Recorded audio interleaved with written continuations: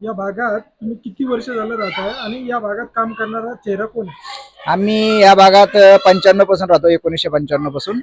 आणि जसं माझ्या माहितीप्रमाणे प्रमोद नाना भानगिरे यांनी जे बी काय आतापर्यंत आमच्या ज्या अपेक्षा होत्या त्यांनी जवळजवळ 99% त्यांनी ते सक्सेस करून दाखवले आहेत. आमचा सगळ्यात मोठा प्रश्न पहिला होता पाण्याचा. तर नानांनी पाण्यासाठी खूप प्रयत्न करून आम्हाला पाणी देण्याचा प्रयत्न केला आणि तो सक्सेस पण झाला. आता आम्हाला पाणी चांगल्या प्रकारे येते, कारण पहिलं आमच्या कॉलनीमध्ये दर दिवसाला 2 ते 3 टँकर यायचे. आता आम्ही टँकर मुक्त झालो. हे नानांचे एक कृपा म्हणायचं. आणि दुसरी गोष्ट, आमच्या साईडला वरच्या साईडला डोंगर असल्यामुळे पावसाचं पाणी रोडला खूप यायचं. तर आमच्या कॉलनीमध्ये एकदा असा पूर आला की आमच्या रिक्षा पण वाहून चालल्या होत्या. तर मग ते नानांना आम्ही कळलं, तर नानांनी ते पावसाळी गटर लाईन काढलेली आहे आणि त्याच्यामुळे आमच्या कॉलनीत पाणी यायचं बंद झालं.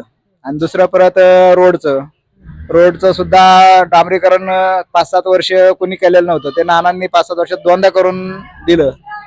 त्यामुळं नानांचे विषय बोलावं तेवढं थोडं कमीच आहे, की आमच्या दृष्टीने नाना एक आमच्यासाठी असं योगदान, म्हणजे आमच्या कॉलनीसाठी, आमच्या हंड्रेडसाठी एक लाभलेलं असं एक वरदान म्हणायचं.